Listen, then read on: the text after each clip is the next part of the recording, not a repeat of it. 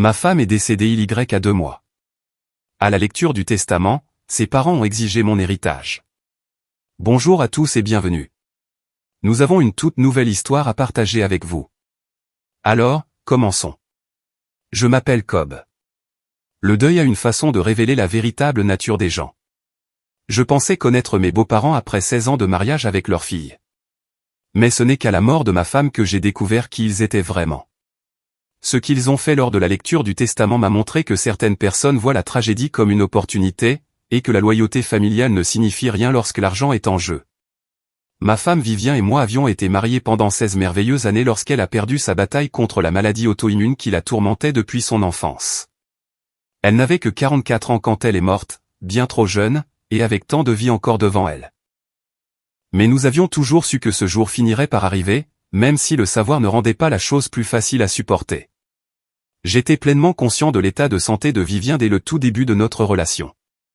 Elle a été très franche au sujet de sa maladie lorsque nous avons commencé à nous fréquenter, expliquant qu'on lui avait diagnostiqué un trouble auto-immun sévère à l'âge de 8 ans.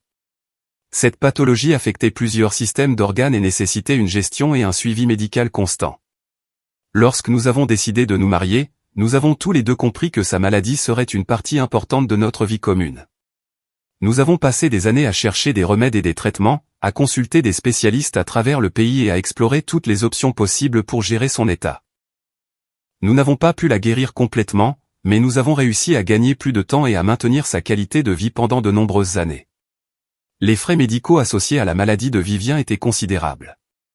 Nous avons investi massivement dans des traitements expérimentaux, des consultations de spécialistes et des thérapies de pointe. Une partie des traitements de base était couverte par l'assurance, mais beaucoup des options les plus prometteuses étaient considérées comme expérimentales et exigeaient d'importantes dépenses directes de notre part.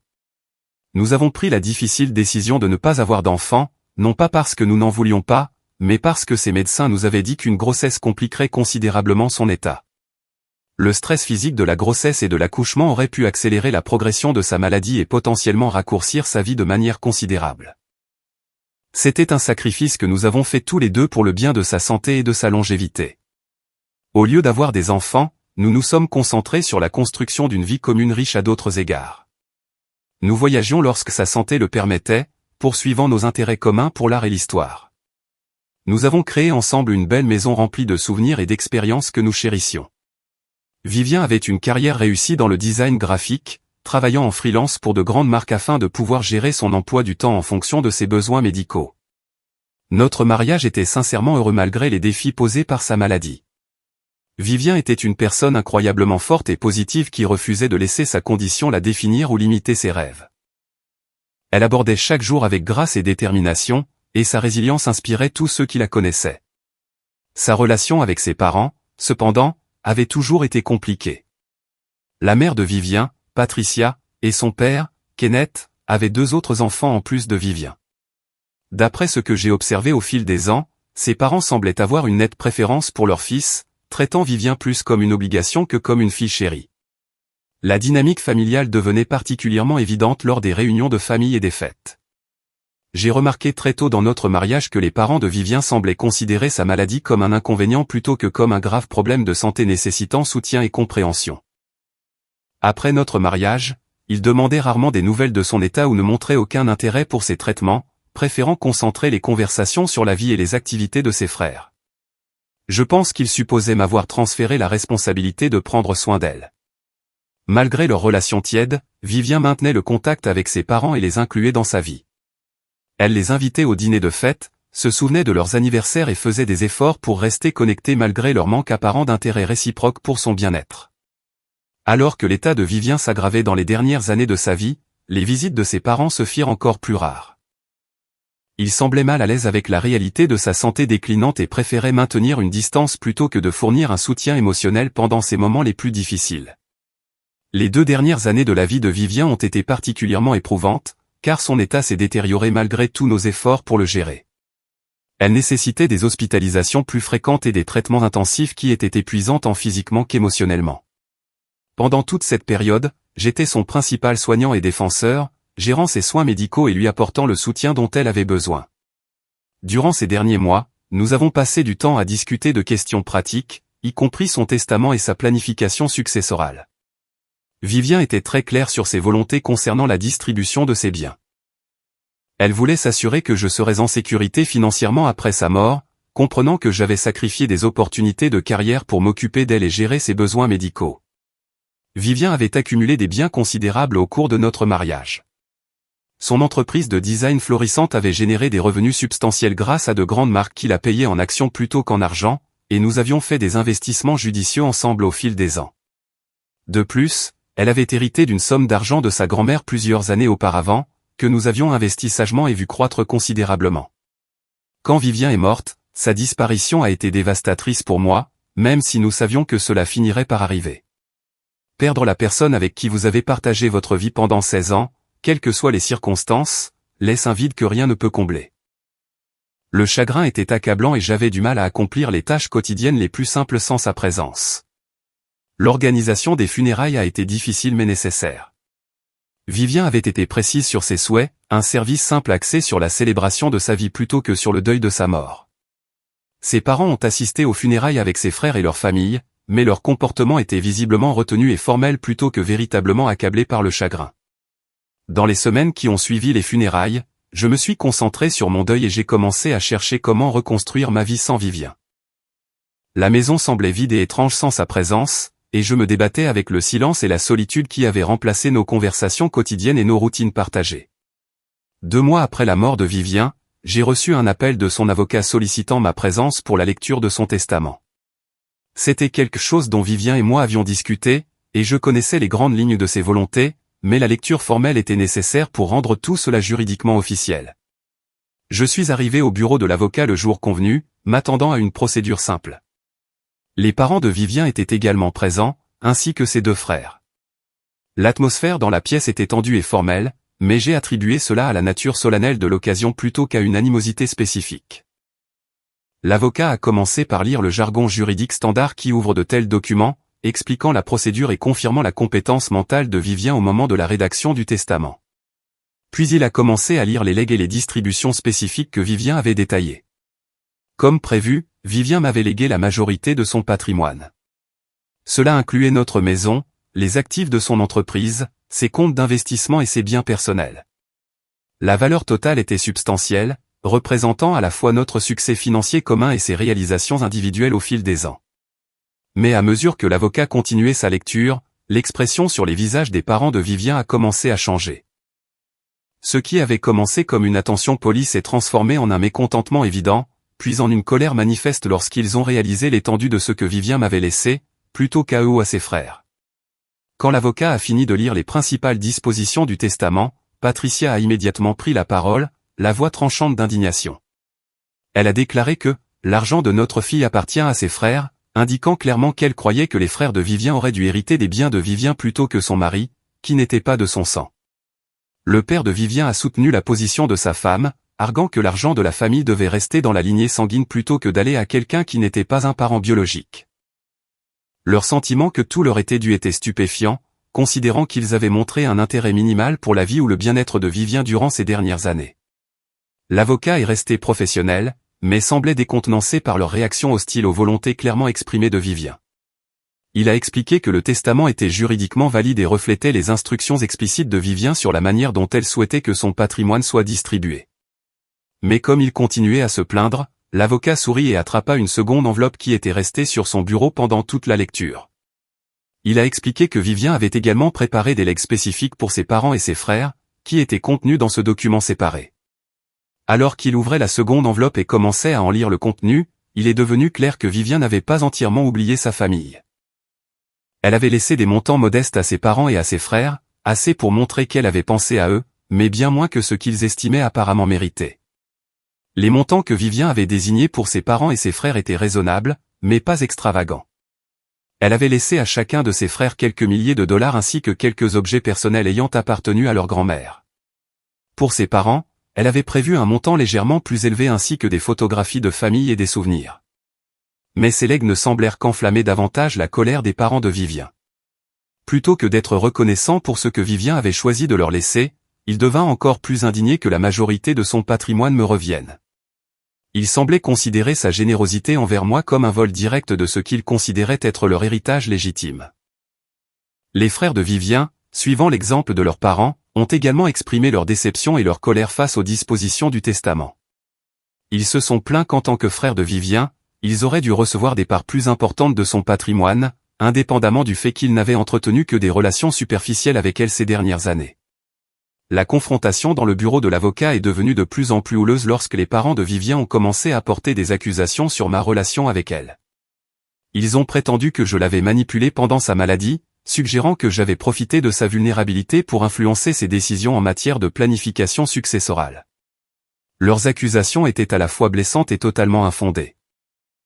J'avais soutenu Vivien pendant 16 ans de mariage et de maladie, sacrifiant mes propres opportunités de carrière pour m'occuper d'elle et gérer ses besoins médicaux. L'idée que je l'ai manipulée pour un gain financier n'était pas seulement fausse, mais profondément insultante pour sa mémoire et notre relation.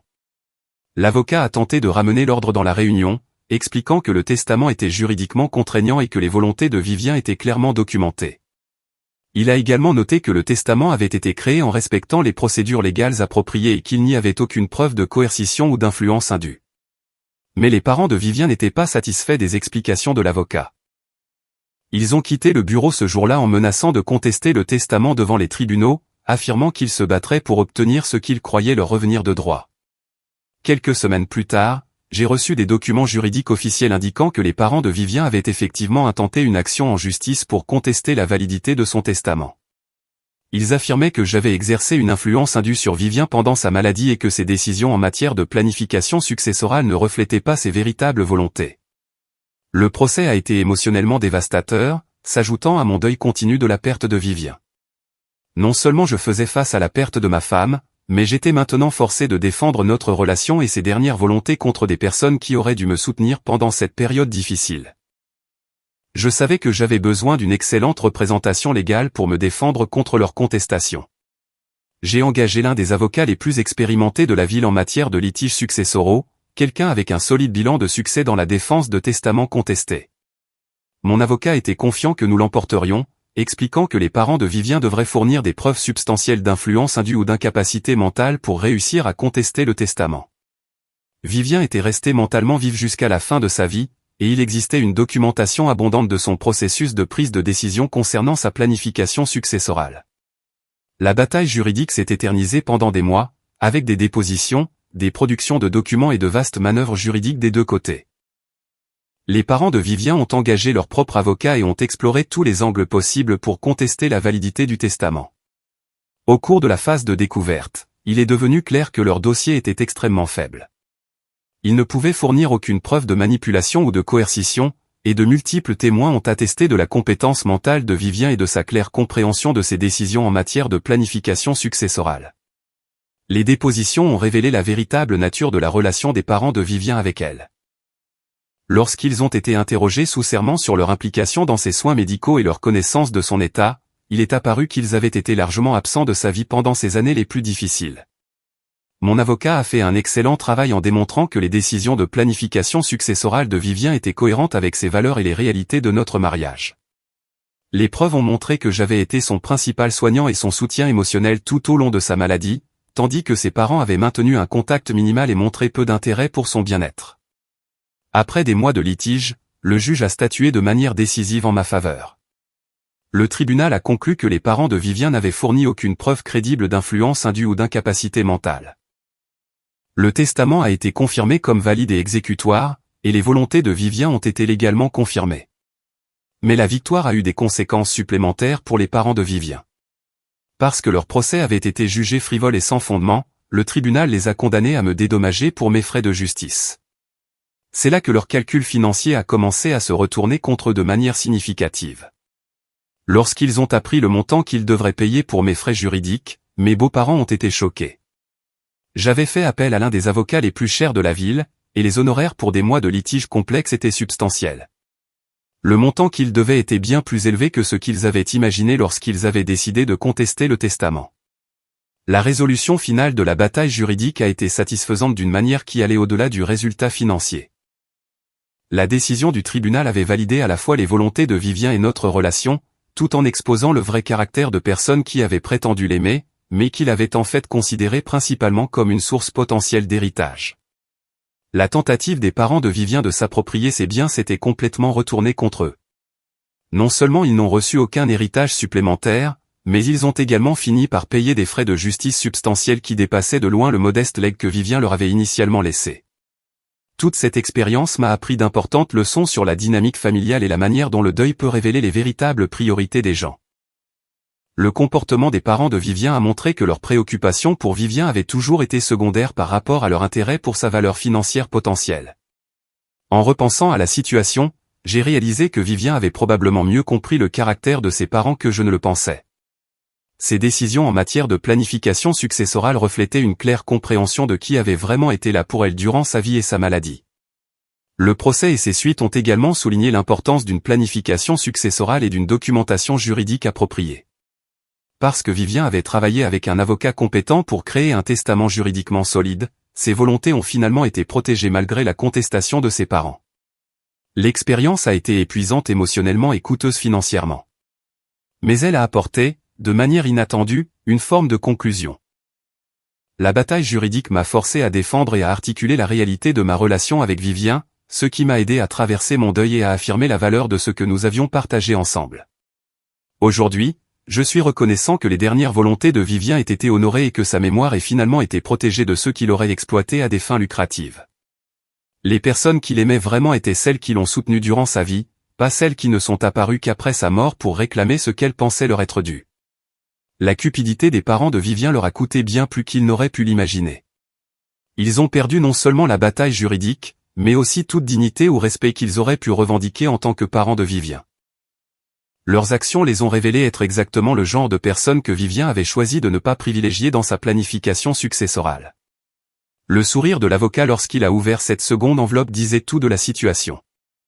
Même l'avocat de Vivien avait compris la dynamique en jeu et avait probablement anticipé exactement le type de réaction que ses parents auraient face à ses dernières volontés. En fin de compte, l'amour et la loyauté ont été récompensés, tandis que la cupidité et le sentiment de dû ont été punis.